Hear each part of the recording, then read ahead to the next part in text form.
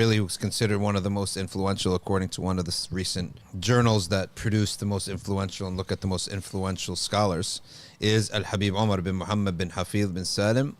And the author says, I first saw Habib Omar with Habib Ali and some of their students leaving the Prophet's Mosque in Medina by the door close to the Baqi'a graveyard, where many of the Prophet's relatives and companions are buried.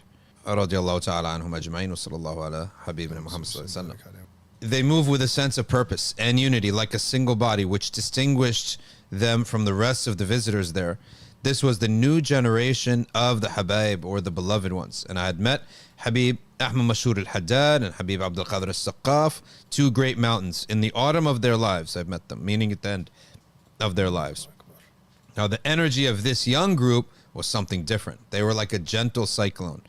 5 years later, in 1998, visiting South Yemen to attend the commemoration of the Prophet Hud, alayhi salam, I took permission to photograph Habib Omar and Tarim, and I was a little nervous as I set up the camera and tripod for the photo. I didn't know him very well, but had heard that he had been singled out for particular attention by various spiritual guides and scholars from childhood, as if being groomed for a weighty destiny.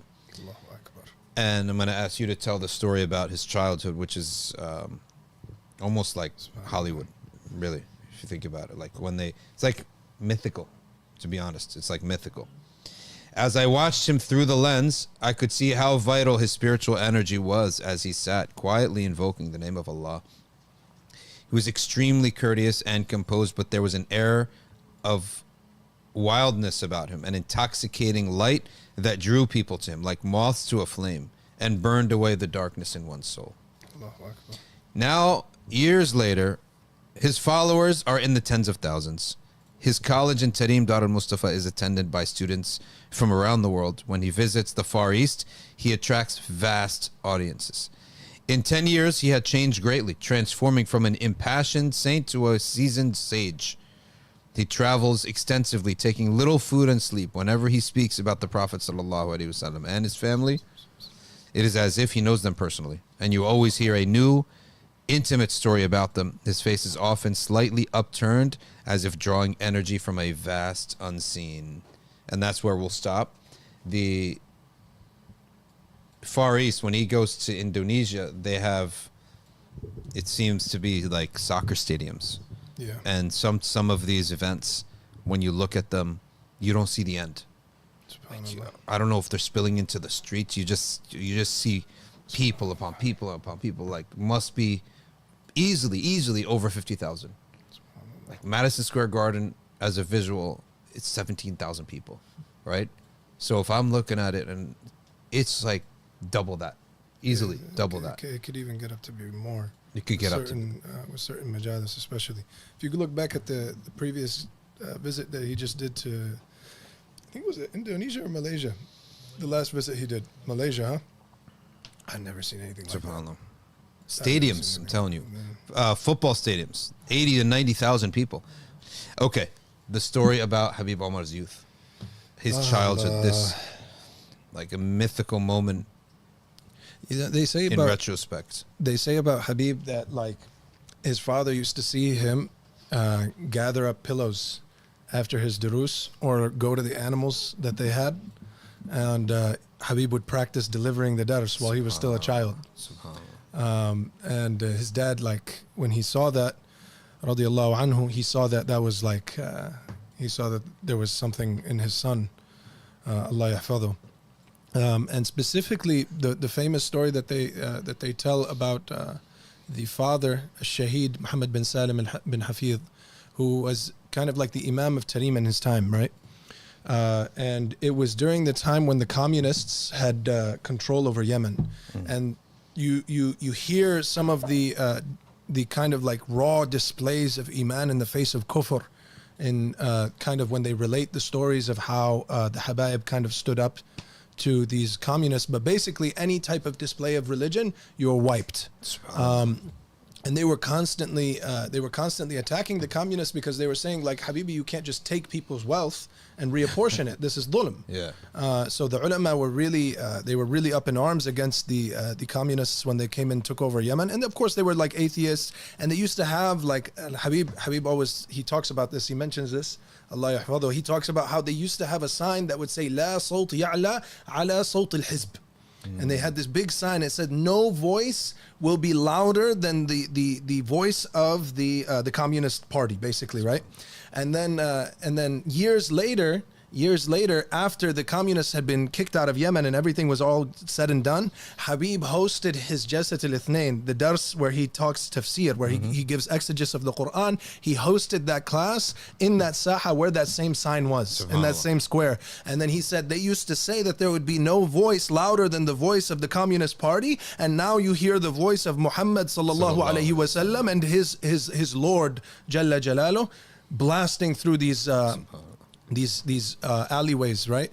So the what happened was Habib Muhammad bin Salim rahimahullah, basically what happens is they used to have them come and check in with the communists in a place, like they had this little like building next to Jama'ah Tarim, right? And Jama'ah Tarim was the place where most people pray Jum'ah in Tarim, right? And it was the oldest Jum'ah in Tarim for a while before they ended up establishing another one. There's fiqh behind that, right? In the Shafi'i school, you can't have more than one Jum'ah simultaneously. Same with us. Naam. So what happens is that was under construction, so they were praying in Masjid Mihdar, which is far away from where the check-in was happening, right? So Habib Muhammad on Jum'ah, every single Jum'ah, they had to go and check in. So he leaves Habib Umar with his shawl in Masjid Mihdar. And Habib Umar at this point is 9 years old. He's 9 years old. He's a young boy. He leaves him with his shawl and he goes to check in, and he's never seen again after that moment, right? He's never seen again after that moment. And as Habib would grow older, his brother Habib Mashhur, Allah yarhamu, who passed away recently, Habib Ali Mashhur, he saw that like Habib was kind of, yani nash'atu was like promising. There was a lot of promise in the way that Habib was growing up, and so he had him move from Hadramaut in order to continue his education. Where he went and he studied with Habib Muhammad Haddar, who would become his father-in-law later in life, in the city of Bayda, which is in the north of Yemen, right? But the shahid here is that Habib Muhammad, like when he was kidnapped, you know, they saw this as a huge blow, right? Because Habib Muhammad was yani the Imam of Hadramaut at that time, right? And the Imam of Tarim. But he, you know, even they, like some of the poets, when they write some of the poetry about this moment, they mentioned that there was a secret in the fact that he left his shawl with Habib Umar. Right? There was kind of a handoff that was happening there. And the people of Allah subhanahu wa ta'ala, they have insight into these things. يَنظُرُونَ بِنُورِ اللَّهِ, right? So he left it and he went istushhid. Yani Allah yarhamu.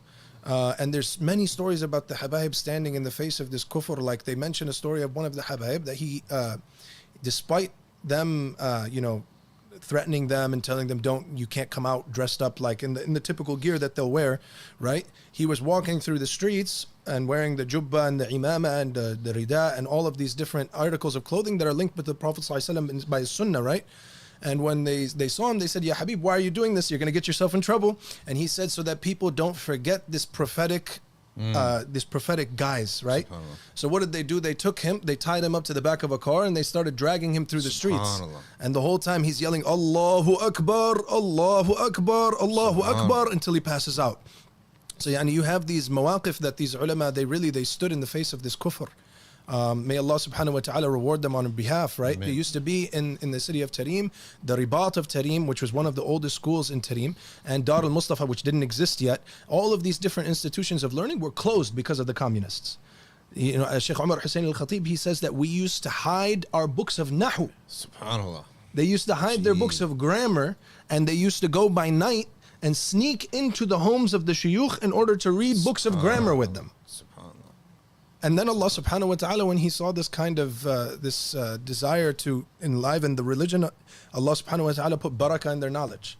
And now look at it, spreading all over the world. I mean, we think that we have issues here. They had massive calamities where they felt too. These communists are not just, they have policies that are unlawful. They're atheists. direct and open atheists, right? Explicit atheism. That's what communism brings with. The more you go up in their ranks, it's not like here you become a Western liberal and you can say the name Islam. Oh, I'm a Muslim. I believe in a higher power. Blah blah blah. You have that here in the West, where you could have that as long as you have all the other poisons. You could say that, right? But there, it's an explicit atheism that you have to embrace. And Marx was a materialist. Before he was an economist, he was a materialist, right? He was a philosopher, I mean, and materialism was his philosophy. So they're not only facing this. In Dar al-Islam, they were also attacked severely because of their Ash'ari Aqidah and their Ghazalian Tasawwuf. They were attacked severely to the point that it was like almost in hiding in both ways, right? The amounts of fitan and a destruction of a legacy, or at least a perceived an attack on their legacy, and an attack on this that really I don't think we can really imagine and appreciate. You know, the fight that they had to go through, and the fact that now it's a place where people go for ilm would have probably been an unheard of concept in 30 years ago. No, right? This would have probably been unheard of. And the school opens up what, 1995? Mustafa opened up in 1995, and Habib Omar was he was the spearhead of all this dawah, and that's why a lot of people go there. So he opened the school on the day that his father was taken. oh, that's subhanAllah. also- So yeah, that's that's the another anniversary of the school is the anniversary that his father was no, was his body recovered, or they never recovered it. subhanAllah. So there was no there was janazat al-ghaib, was it even? Because there's a waiting period. If There is a someone's waiting ghaib. period. I'm not sure what they did exactly, but yeah, I mean they never recovered his body. Rahimahullah.